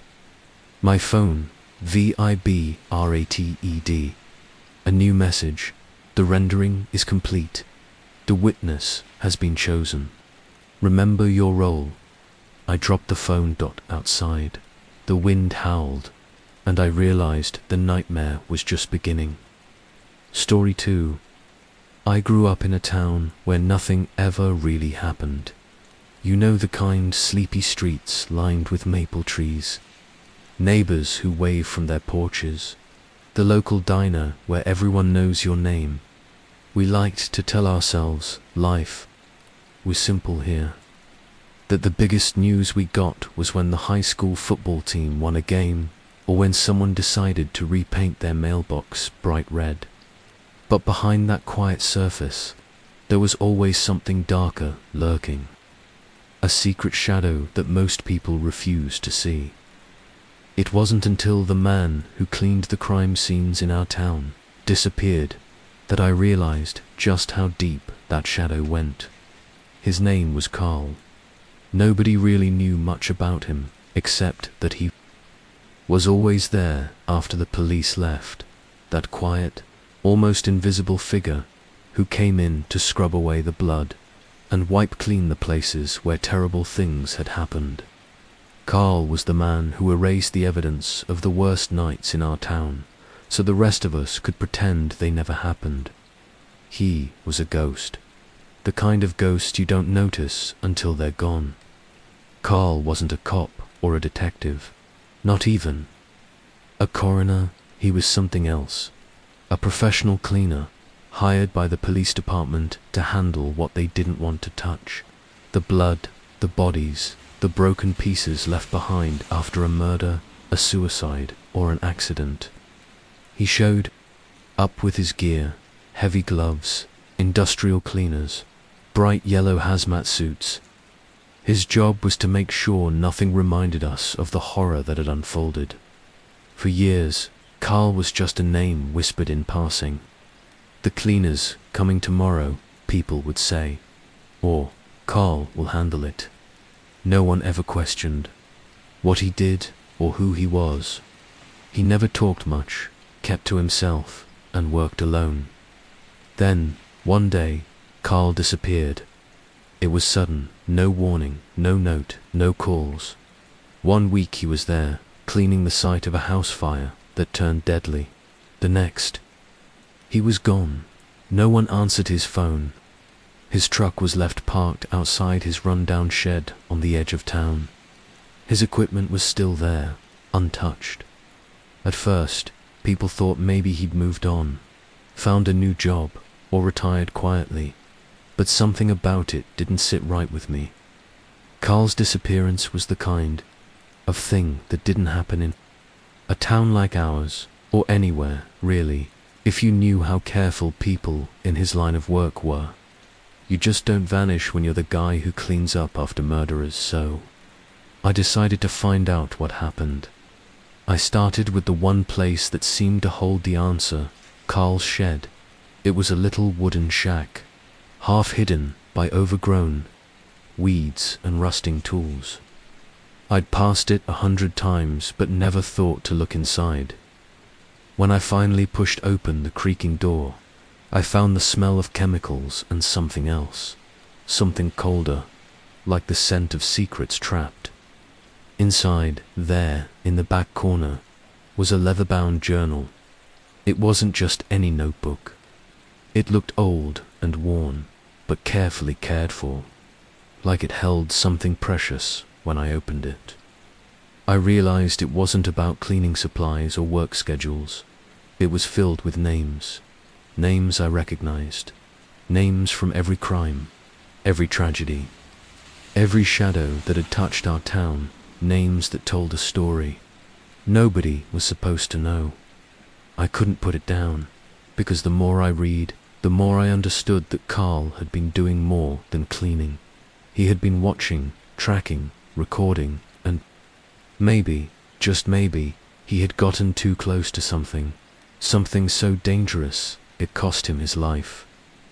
This is the story of what I found in Carl's journal, the story of the man who cleaned crime scenes in my town and the secret he left behind. After finding the journal in Carl's shed, I knew I had to spend more time there. The shed wasn't just a place to store cleaning gear. It was a vault of secrets, a repository of knowledge Carl had gathered over the years. But the moment I stepped back inside, I felt something else, a weight pressing down, like the air itself was heavy with untold stories. The place was a mess, but not random. Every surface had purpose. Bottles of industrial cleaners, labeled with faded dates. Boxes of gloves, disposable masks, stacked neatly in one corner. But the real treasure was the journal, thick, leather-bound, and filled with hundreds of pages of names, dates, and notes. I settled onto a dusty crate and began to flip through it. The handwriting was meticulous, almost obsessive. Each page was a mix of lists, cryptic annotations, and strange symbols I couldn't understand. Names were organized by date, but not chronologically. Sometimes they were grouped in clusters, sometimes spread apart. At first, I assumed these were just names from crime scenes Carl had cleaned. But the more I looked, the more I realized these were not just names of victims. They included suspects, witnesses, and even people no one had ever heard about. Some names were crossed out, others circled in red, and a few had strange notes like watch, clean, or erase. Some pages had locations scribbled next to the names, abandoned houses, remote forests, even places no one thought to look twice at. I realized Carl wasn't just a cleaner. He was documenting something bigger, something hidden beneath the surface of the town's official records. That's when I started to feel the weight of what I'd found. This journal was a map, not just of crimes, but of a network. A web of dark connections weaving through the town's history. And if Carl disappeared because of this journal, it meant someone wanted those secrets buried forever. I took the journal with me that day, feeling both a sense of discovery and a creeping fear. Whatever Carl had stumbled upon, it was dangerous. But I was already in too deep to turn back. The morning after I took the journal from Carl's shed, I sat at my kitchen table with a fresh cup of coffee and the journal spread open before me. I wanted to believe these names were just reminders, mundane records of Carl's cleaning assignments. But the more I read, the harder it was to hold on to that thought. The names weren't random. They weren't just victims or criminals. They were pieces of a puzzle, carefully arranged like chess pieces waiting for the right move. I started cross-referencing the names with old news articles and police reports. Some were famous, people whose deaths had made headlines, whose disappearances had baffled investigators. But others were strange names that never showed up in any public record. People who had vanished without a trace, or whose deaths were ruled accidental without much investigation.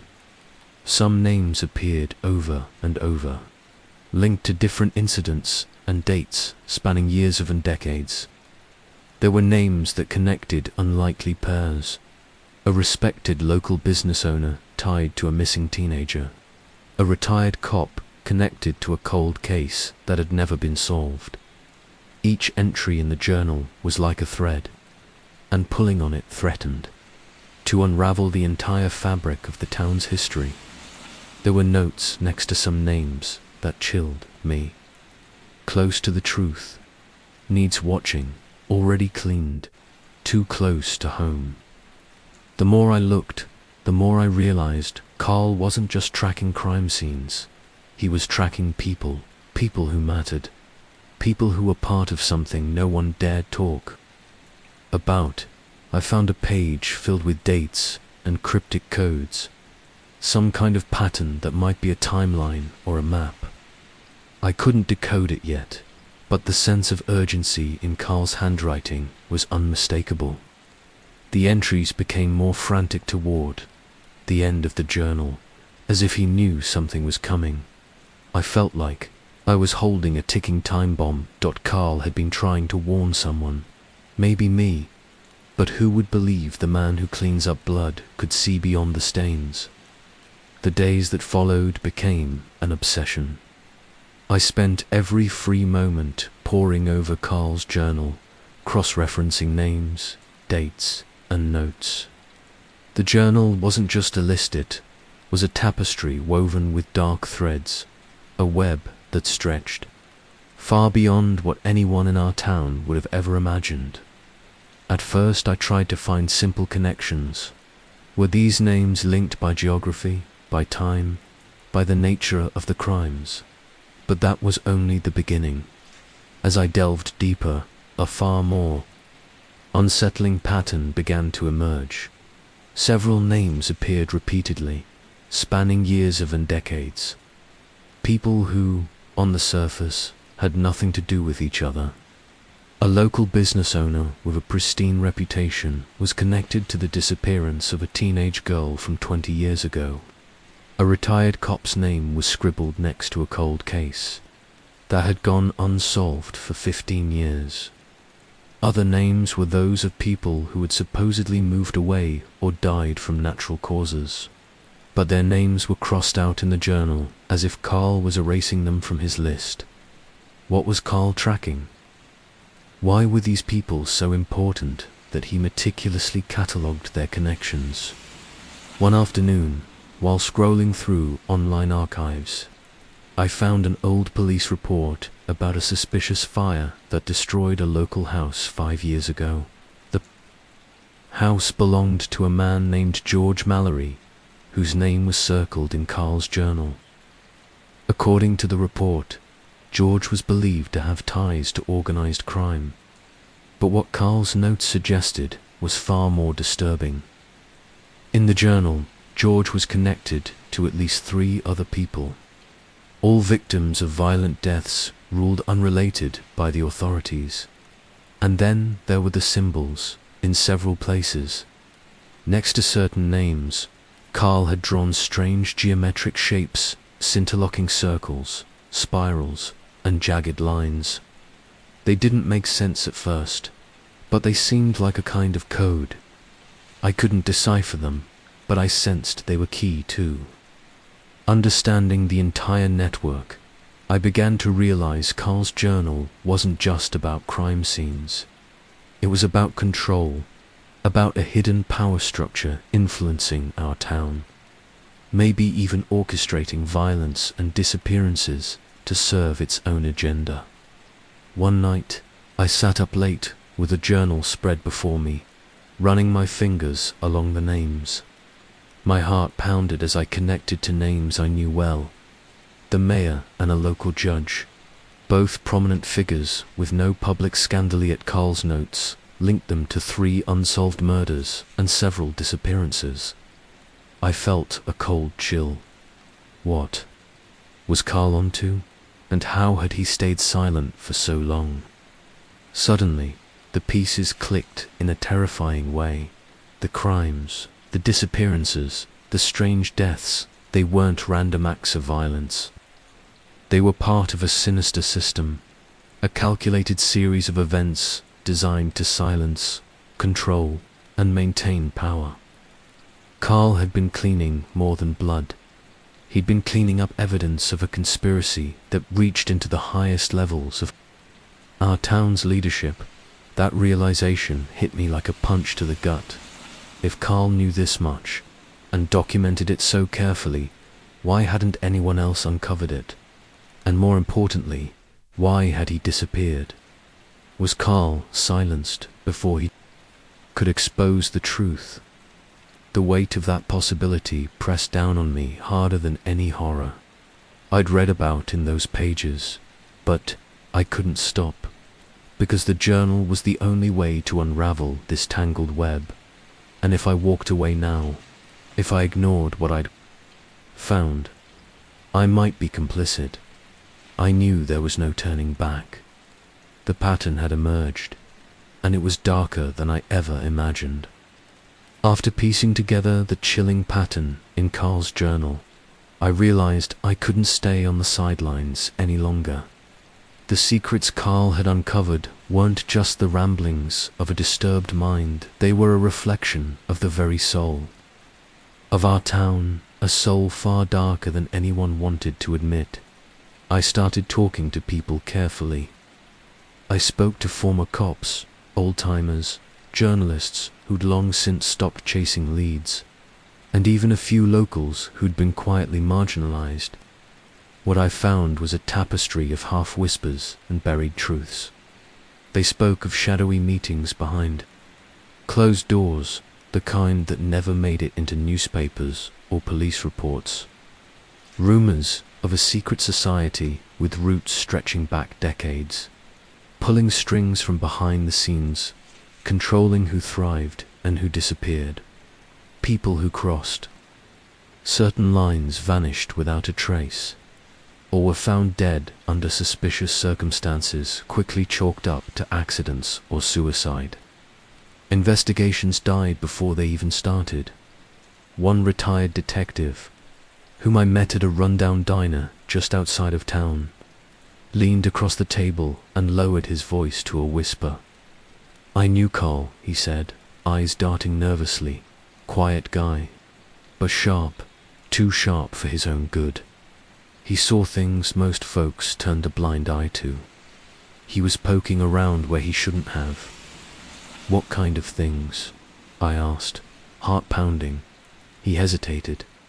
Then, with a glance over his shoulder, said, "There's a network in this town. It's like a cancer: corruption, influence, violence. They protect their own." Carl knew that. He tried to keep track. But when you start cleaning more than blood, you attract attention.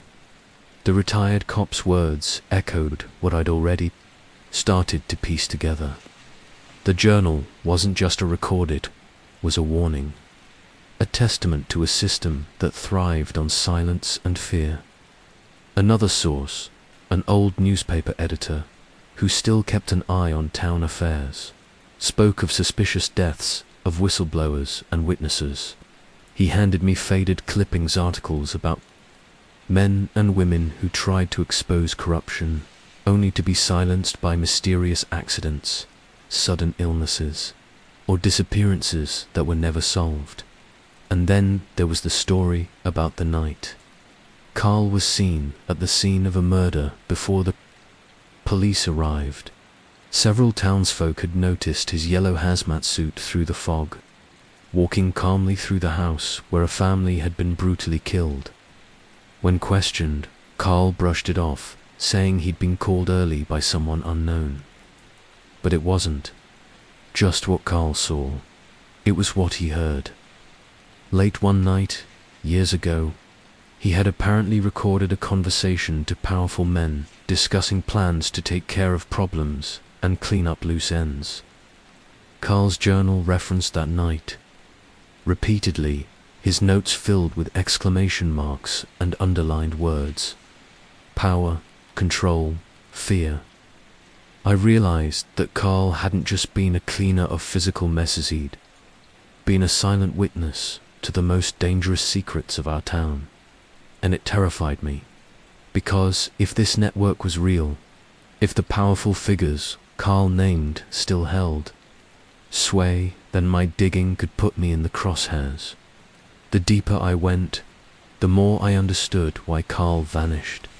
He wasn't just missing, he was hunted, and whoever wanted him gone would stop at nothing to keep those dark secrets buried. The moment I realized how deep the rabbit hole went, I should have stopped. But curiosity, or maybe some stubborn sense of justice, pushed me forward. I had Carl's journal in my hands, a key to a darkness that nobody else wanted to see. And every page I turned made me feel more exposed, more vulnerable than the warnings began. It started subtly at first, the kind of small, unsettling things you might easily dismiss. A shadow moving just out of sight while I walked home. The feeling of eyes watching me from behind curtains in houses I passed. A car parked outside my apartment for hours that vanished before I could get a good look. Then came the phone calls. I was at home one evening, poring over a set of notes from the journal, when the phone rang. The number was blocked, no caller ID. I hesitated, but answered. A voice, distorted, low, and cold, whispered, "You're digging where you shouldn't. Stop. Walk away." I froze. The line went dead. My heart pounded, and I looked around the quiet room as if the walls might be listening. Over the next few days, the calls continued, always silent or with those chilling warnings. Then the notes began appearing at first. I found a scrap of paper taped to my car windshield with a simple message scrawled in black ink. "Leave it alone." I threw it away, but it only got worse. One morning I came out to find my front door slightly ajar inside. Nothing was stolen. No signs of a break-in.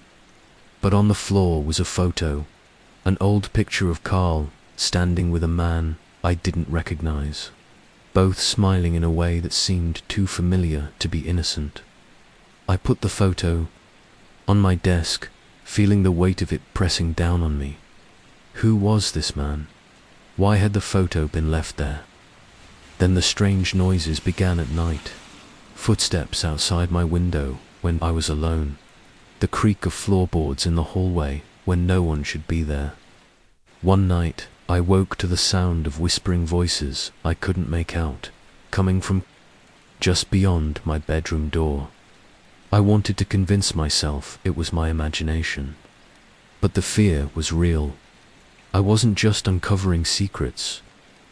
I was rattling cages that powerful people wanted to keep closed.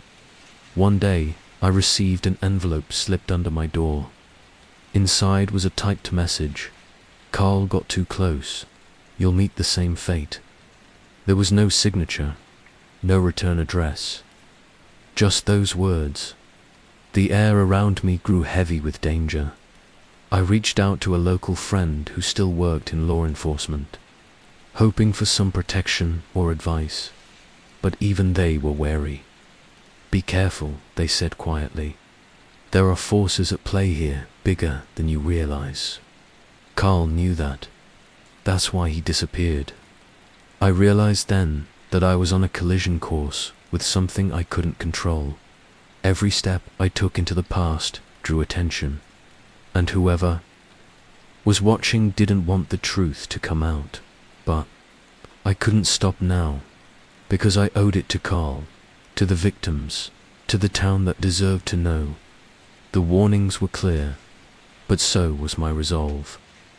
The warning messages and phone calls were enough to keep me on edge, but nothing prepared me for what happened next.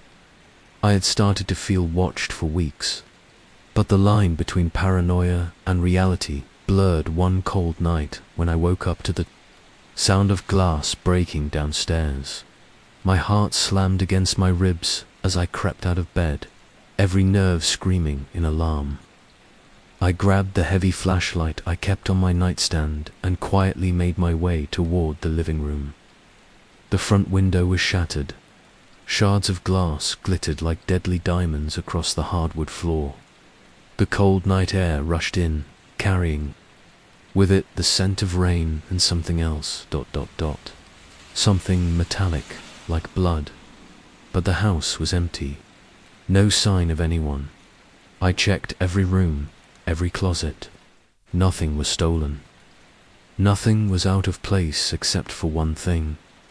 On my kitchen table lay a small folded piece of paper, carefully placed under my coffee mug. I hesitated before unfolding it.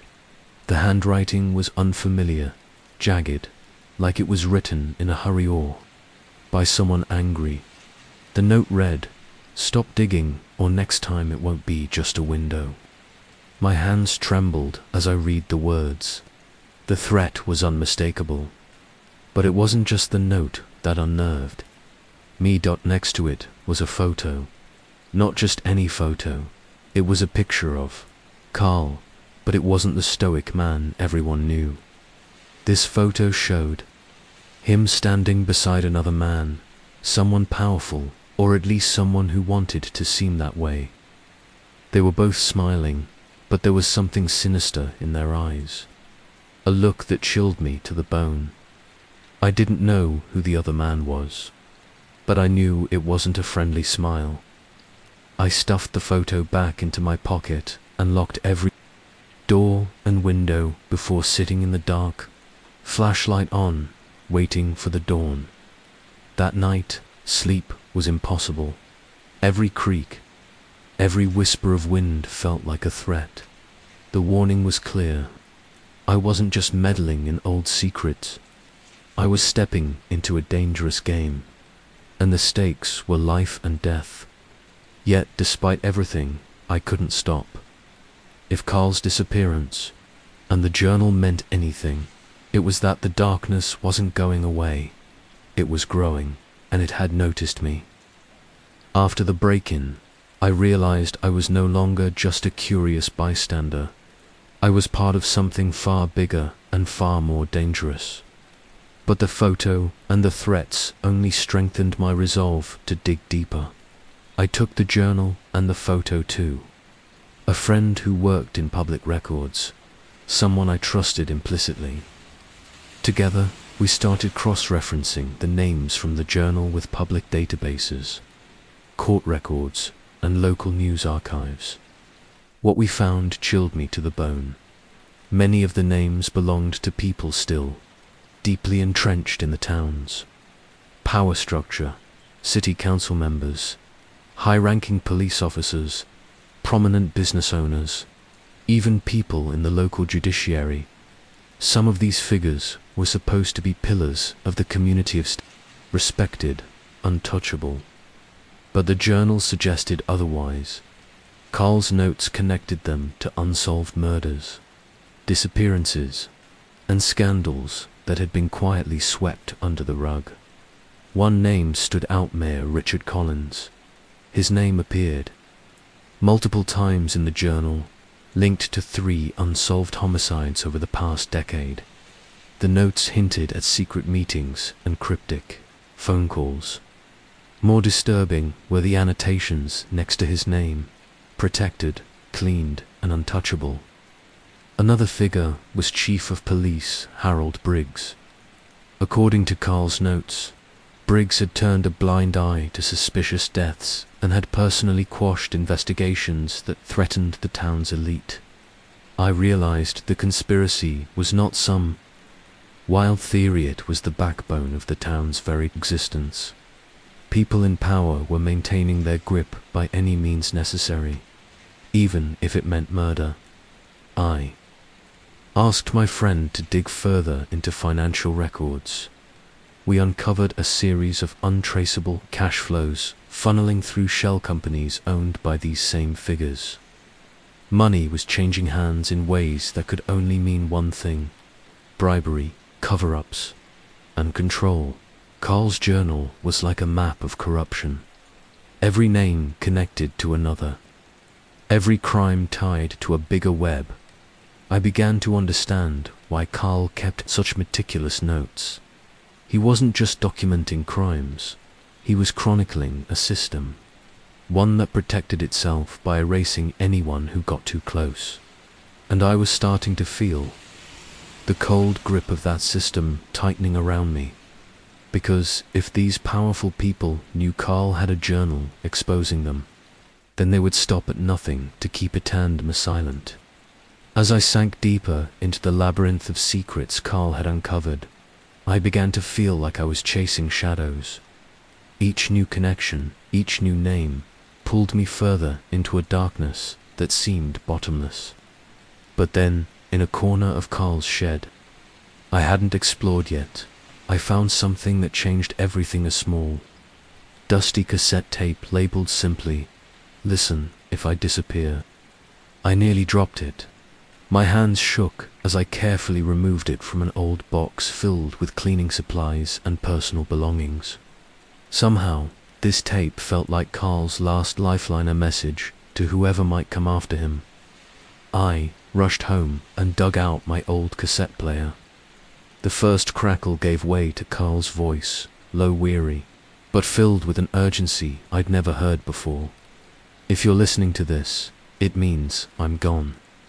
Or worse, I don't know how much time I have left. What I've uncovered, it's bigger than I imagined. It's not just a few bad actors or isolated crimes.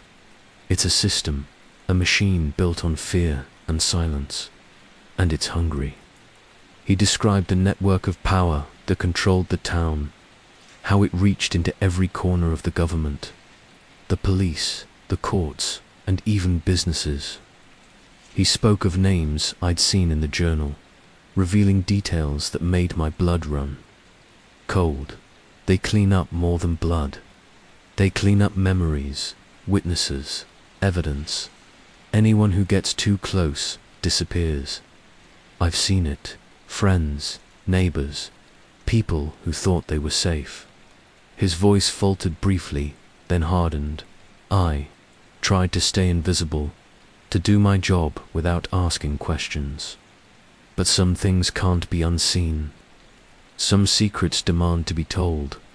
If they find this tape, if they find you, be careful. Trust no one, and know this no one is untouchable. As the tape ended, a profound silence filled the room. The weight of Carl's confession settled over me like a stone. He had known the danger. He had recorded this message as a final warning.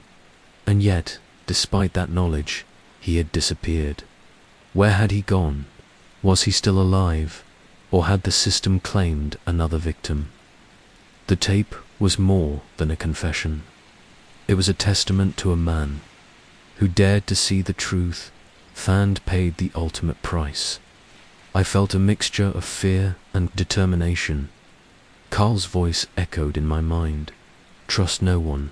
But I had to keep going, because if not me, then who? The threats had become relentless. The shadows following me more tangible. Every time I thought I could catch my breath, another piece of the puzzle slipped deeper into darkness, and the danger drew closer.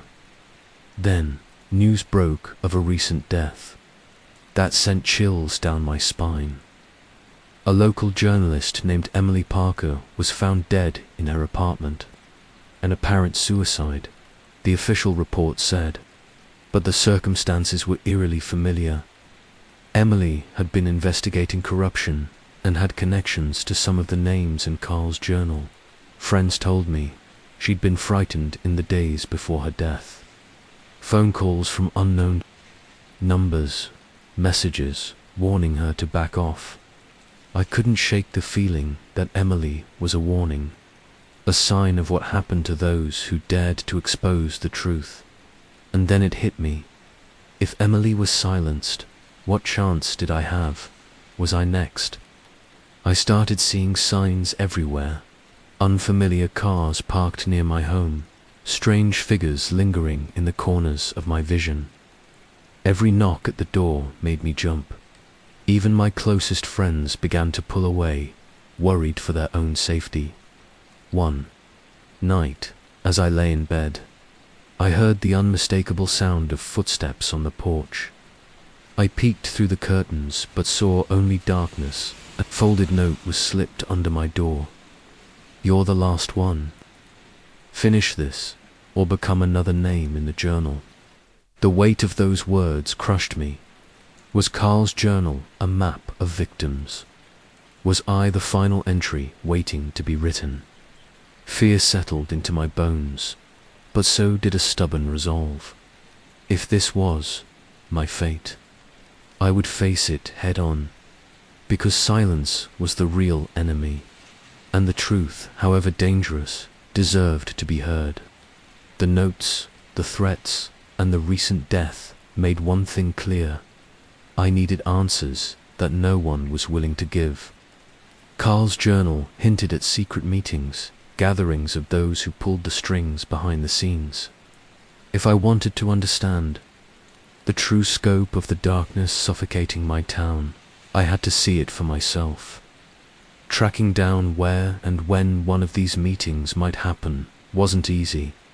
The journal contained coded references, cryptic phrases like the circle meets at midnight, and locations named only by street numbers or old landmarks. With every piece of information, I had to rely on intuition, quiet observation, and the occasional risky conversation with people who were on the fringe of this shadowy world. One rainy night, I found myself standing outside an abandoned warehouse on the edge of town. The place smelled of damp wood and rust, with broken windows that let in the cold wind. As I slipped inside through a side door I'd managed to unlock, my heart pounded so loudly I thought it might betray me. Inside, a group of men and women were gathered around a long table, faces illuminated by the flicker of candlelight. They spoke in low voices, discussing plans, names, and transactions. I recognized several from the journal, the mayor, the police chief, business leaders I'd seen in town meetings. They moved with an air of unchallenged authority, as if the town itself was theirs to command. I crouched in the shadows. Listening, they talked about silencing dissenters, covering up inconvenient truths, and maintaining control through fear and influence. One man, whose voice was cold and commanding, said, "The cleaner knows too much. We need to make sure the past stays buried." Another spoke about the problem, a veiled reference to Carl and now me. As the meeting continued, I felt the weight of their power pressing down on me. This was more than corruption. It was a calculated, ruthless system designed to protect itself at all costs. When the meeting finally broke up, I slipped out before anyone noticed, but the glimpse I'd gotten was enough. I now understood the true enemy and the cost of uncovering the truth. After witnessing the secret meeting, the full weight of the conspiracy finally crystallized in my mind. Carl's journal wasn't just a record of crimes and connections. It was a blueprint, a weapon, and maybe the town's last hope. I spent hours poring over every remaining page, cross-referencing notes and symbols, trying to decode the deeper meaning hidden within.